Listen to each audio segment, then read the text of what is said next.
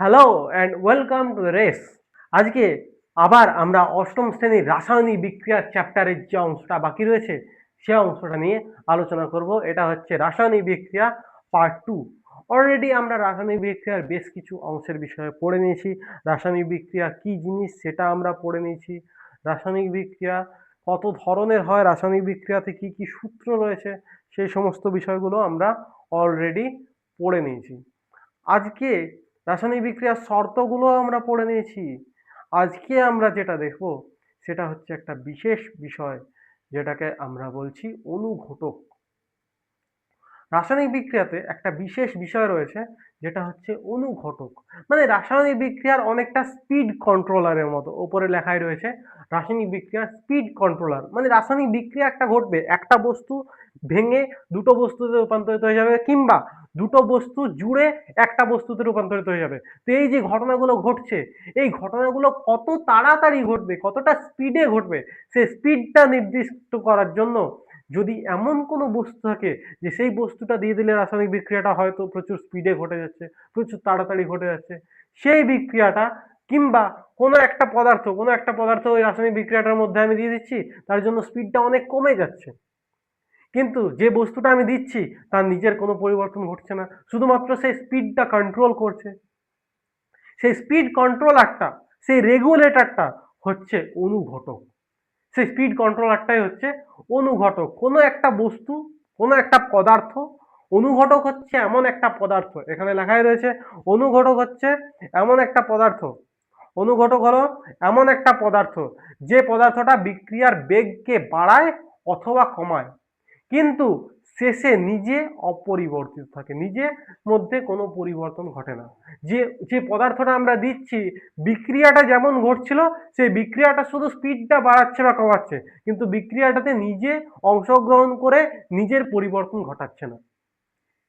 বিক্রিয়াতে শুধু বিক্রিয়ক গুলোই পরিবর্তিত হচ্ছে এবং পরিবর্তিত হয়ে বিক্রিয়াজাত পদার্থে পরিণত হচ্ছে, কিন্তু অনুঘটকের নিজস্ব কোনো পরিবর্তন ঘটছে না। যদি আমরা উদাহরণ দেখি তাহলে এখানে দেখতে পারবি যে H2O2 হচ্ছে আমাদের বিক্রিয়ক। এই বিক্রিয়ক থেকে আমাদের তৈরি হচ্ছে 2H2O মানে জল, আর তার সঙ্গে অক্সিজেন গ্যাস। আর এখানে আমি অনুঘটক হিসেবে কি দিচ্ছি? অনুঘটক হিসেবে দিচ্ছি আমি MnO2, ম্যাঙ্গানিজ অক্সাইড।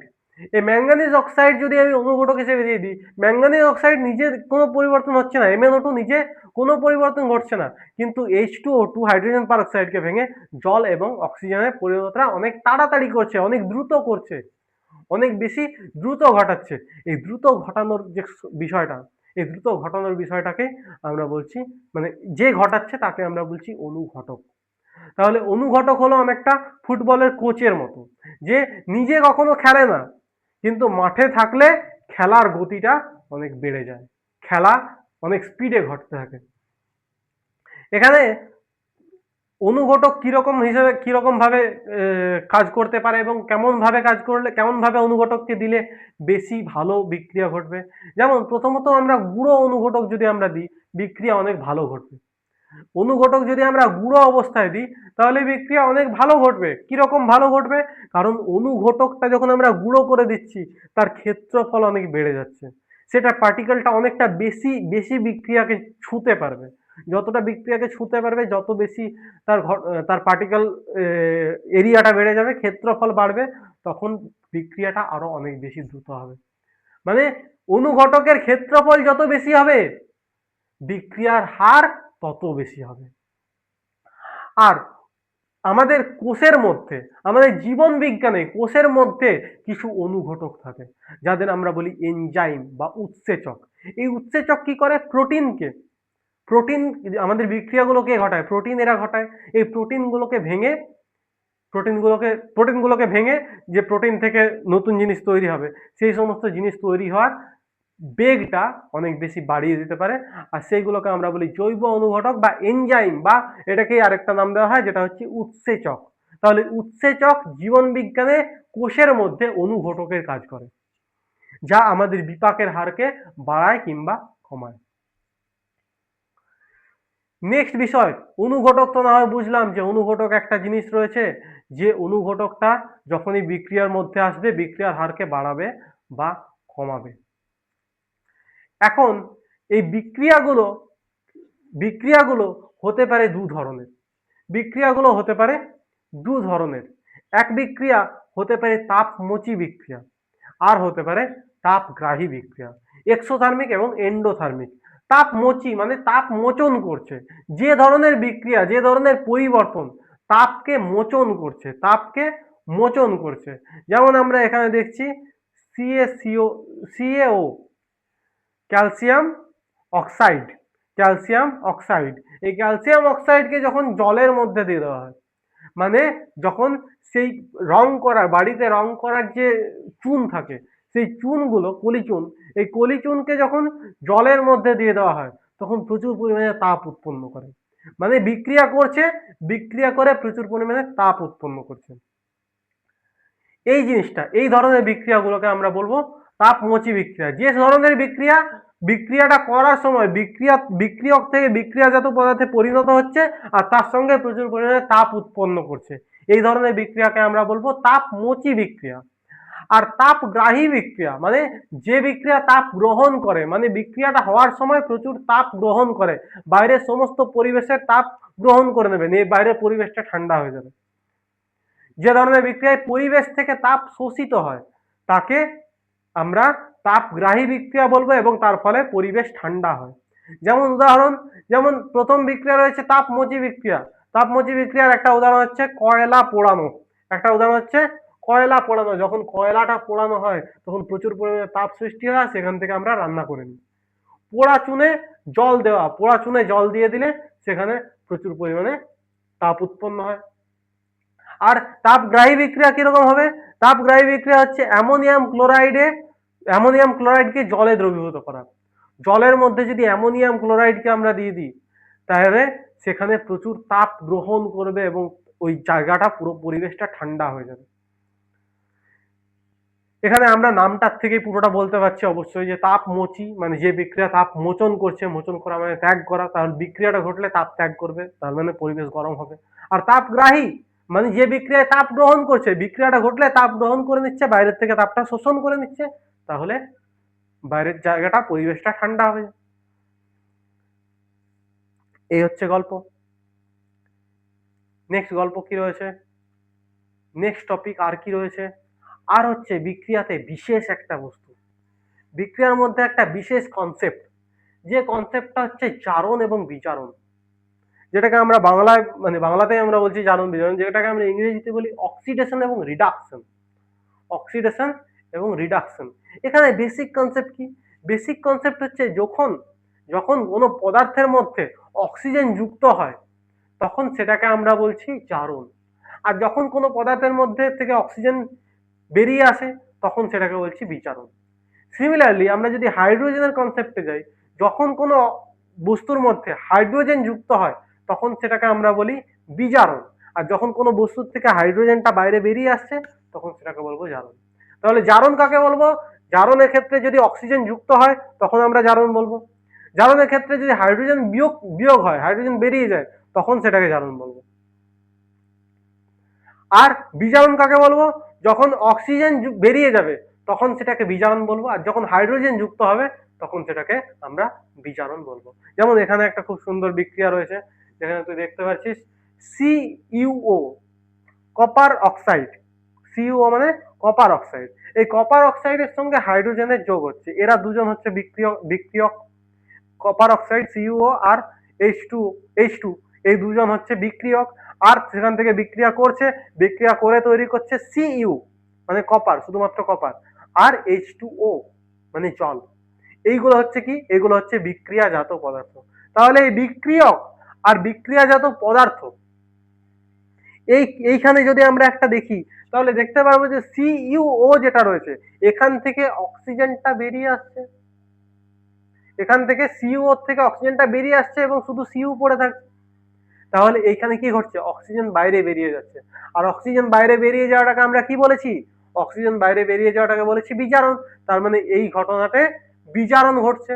কিন্তু আমরা যদি পাশেরটাতে দেখি, হাইড্রোজেন শুধু একা ছিল, এই হাইড্রোজেনের সঙ্গে অক্সিজেন যুক্ত হচ্ছে, অক্সিজেন যুক্ত হওয়াকে আমরা কি নাম দিয়েছি? জারণ। তাহলে এখানে বিজারণ ঘটছে একদিকে আর একদিকে ঘটছে জারণ। একটাই বিক্রিয়া, একটাই বিক্রিয়ার মধ্যে একদিকে ঘটছে জারণ, একদিকে ঘটছে বিজারণ। আর সেই জন্যই আমরা এটা নর্মালি দেখতে পারবো যে যে কোনো বিক্রিয়ার সময় যে কোনো একজনের কাছ থেকে যদি অক্সিজেন বেরোতে হয় তাহলে অন্যজনের কাছে অক্সিজেন যুক্ত হবেই। তার মানে যখনই জারণ ঘটছে, যখনই অক্সিজেন যুক্ত হচ্ছে কোথাও, তখনই অন্য কারো কাছ থেকে অক্সিজেন বেরোচ্ছে নিশ্চয়ই। তার জন্য বিজারণটাও ঘটছে। মানে জারণ এবং বিজারণ, জারণ এবং বিজারণ সবসময় একসঙ্গে ঘটে। জারণ এবং বিজারণ সবসময় একসঙ্গে ঘটে।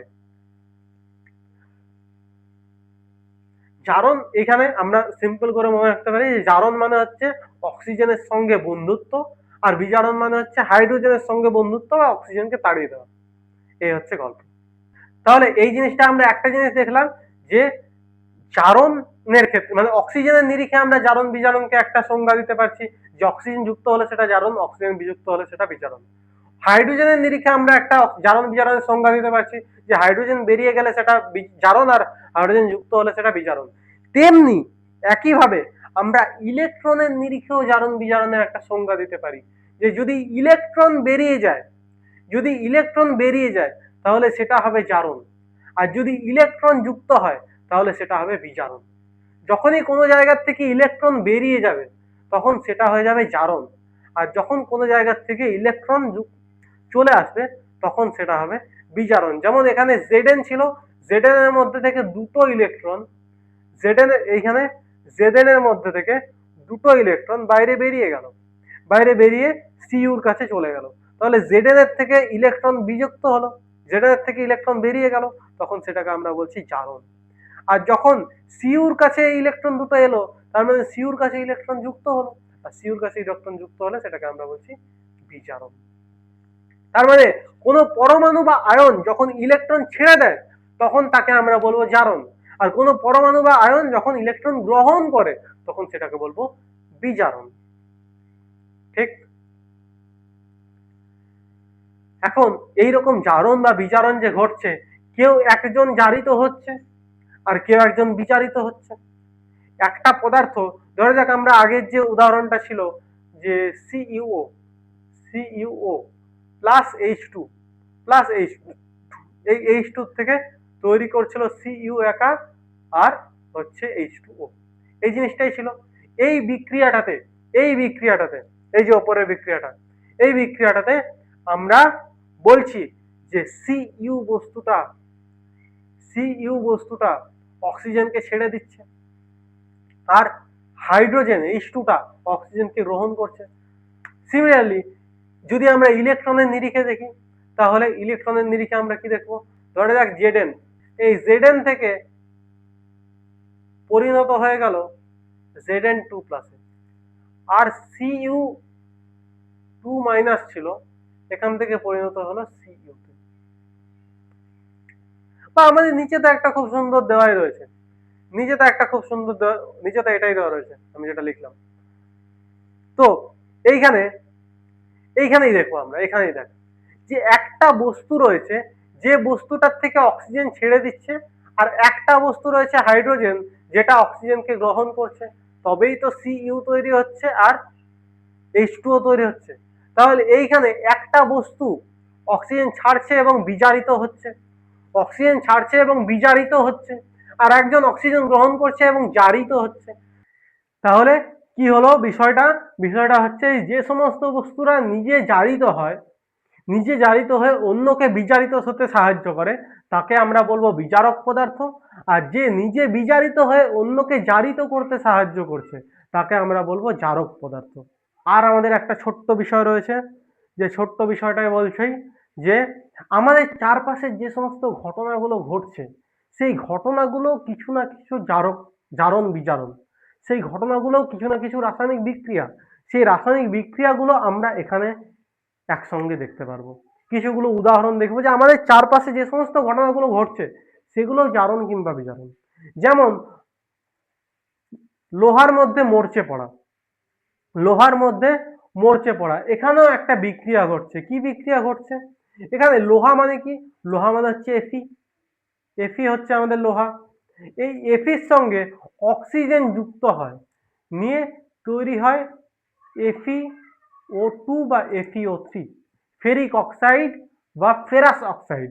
এই ফেরিক অক্সাইড বা ফেরাস অক্সাইড যখন তৈরি হয় তখন সেটা বাদামি রঙের হয় এবং সেটাকে আমরা বলি মরচে, যেটা কোনো কাজের হয় না, লোহাটাকে নষ্ট করতে সাহায্য করে, নষ্ট হয়ে যায়। আর এই ঘটনাটা হচ্ছে আসলে মরচে পড়া। যেমন এখানে বলা রয়েছে যে লোহা জল এবং বাতাসের অক্সিজেনের সাথে বিক্রিয়া করে শোধক ফেরিক অক্সাইড তৈরি করে। এটি এক ধরনের জারণ পদার্থ, অবশ্যই অক্সিজেন যখন যুক্ত হচ্ছে তখন এটা একটা জারণ পদার্থ। আর এইটা রোধ করতে আমরা কি করতে পারি, এই লোহাটার উপরে একটা জিঙ্কের প্রলেপ দিতে পারি, কারণ জিঙ্কের সঙ্গে অক্সিজেন খুব একটা বিক্রিয়া করতে চায় না। আর এই জিঙ্কের প্রলেপ যখন দিয়ে দিই, এই প্রলেপ দেওয়ার ঘটনাটাকে আমরা বলি গ্যালভানাইজেশন। গ্যালভানাইজেশন হচ্ছে এমন একটা পদ্ধতি যে পদ্ধতিতে লোহার উপরে জিঙ্কের প্রলেপ দেওয়া হয় এবং তার ফলে মরচে পড়াটা আটকানো যায়। আর একটা বিক্রিয়া আমরা দেখতে পারি যেটা হচ্ছে কাটা ফল। কাটা ফল বাতাসে রাখলে বাতাসের যে অক্সিজেন আছে এই অক্সিজেনের সঙ্গে বিক্রিয়া করে আপেলের মধ্যে থাকা এনজাইমগুলো। আর এই এনজাইমগুলোর মধ্যে জারণ ঘটে এবং জারণ ঘটে বলে বাদামি ছোপ ছোপ হয়ে যায়। যখনই তুই আপেলটা কেটে রেখে দিবি কিছুক্ষণ, কিছুক্ষণ রেখে দেওয়ার পর আপেলটা বাদামি বাদামি হয়ে যাবে। আপেলটা আগে সাদা ছিল কিন্তু এখন বাদামি হয়ে যাবে, কারণ সেই বাদামি হওয়ার কারণটাই হচ্ছে আপেলের মধ্যে যে এনজাইমগুলো আছে, উৎসেচকগুলো আছে, তারা অনুঘটকের কাজ করবে এবং বাতাসের মধ্যে অক্সিজেনটা আপেলের সঙ্গে বিক্রিয়া করবে, বিক্রিয়া করে বাদামি ছোপ ফেলে দেবে। আর দহন তো আমাদের একটা খুব ইম্পর্টেন্ট অংশ। দহন অবশ্যই আমরা সবাই জানি যে একটা খুবই ইম্পর্টেন্ট একটা রাসায়নিক বিক্রিয়া, যেখানে রান্নার গ্যাস জ্বলছে, রান্নার গ্যাস পুড়ছে, পুড়ে নিয়ে কার্বন ডাইঅক্সাইড তৈরি হচ্ছে অক্সিজেনের সঙ্গে মিশে। যে কোনো রান্নার গ্যাস বা কয়লার মধ্যে কার্বন রয়েছে, আর সেই কার্বন অক্সিজেনের সঙ্গে তীব্র বিক্রিয়া করছে, জারণ ঘটাচ্ছে এবং জারণ ঘটে সেই কার্বনের সঙ্গে অক্সিজেন জুড়ে যাচ্ছে, জুড়ে গিয়ে কার্বন ডাইঅক্সাইড তৈরি করছে। আর তার ফলে তৈরি হচ্ছে প্রচুর পরিমাণে তাপ। সেই তাপটা দিয়েই আমরা রান্না করছি। বিজ্ঞান বইয়ের বাইরে যদি বেরিয়ে এসে আমরা আমাদের চারপাশটা দেখি, সেই চারপাশে দেখলে আমরা বইয়ের সমস্ত কিছুই দেখতে পারবো। সেই সমস্ত কিছুই শুধু আমাদের বইয়ের যে পড়াগুলো, সে পড়ার সঙ্গে রিলেট করে আমাদের বুঝতে হবে, তাহলেই আমাদের লাইফ সিম্পল। যেমন লোহায় মরচে পড়া, এটা তুই স্বাভাবিকভাবেই দেখছিস যে লোহা যদি বাতাসের মধ্যে, নর্মালি বাতাসের মধ্যে জল এবং বাতাসের মধ্যে রাখি, সেটা জল পাবে তবেই লোহায় মরচা পড়বে। তাহলে এখানে আমরা বুঝতে পারছি এখানে কিছু একটা বিক্রিয়া ঘটছে, এখানে কিছু একটা বিক্রিয়া ঘটছে। তো সেই বিক্রিয়াটাকেই আমি আমার বইয়ের সঙ্গে যেটা আমরা পড়েছি জারণ বিজারণ, সেটার সঙ্গে যদি রিলেট করি তাহলে দেখতে পারবো যে লোহার সঙ্গে অক্সিজেন যুক্ত হচ্ছে, আর লোহার সঙ্গে যে কোনো কিছুর সঙ্গে অক্সিজেন যুক্ত হওয়াটাকেই আমরা জারণ বলি। তাহলে এখানে মরচে পড়াটা হচ্ছে এক ধরনের জারণ। তো এই হচ্ছে আমাদের পুরো চ্যাপ্টার, এই হচ্ছে আমাদের পুরো ক্লাস। আশা করছি পুরো ক্লাসটা ভালো লেগেছে তোদের। যদি ভালো লাগে এই ধরনের আরো বাকি চ্যাপ্টারগুলো আসতেই থাকবে, তার জন্য চ্যানেলটা সাবস্ক্রাইব করতে হবে আর বন্ধুদের সঙ্গে অবশ্যই শেয়ার করতে হবে। আজকের এই ভিডিওটা এই পর্যন্তই। টাটা। যদি কোনো তোদের ডাউট থাকে তাহলে অবশ্যই কমেন্টে জানাবি, সেই ডাউটগুলো আমি অবশ্যই তোদের সলভ করে দেবো পরের ভিডিওতে। আজকের মতো এই পর্যন্তই। টাটা, সায়োনারা।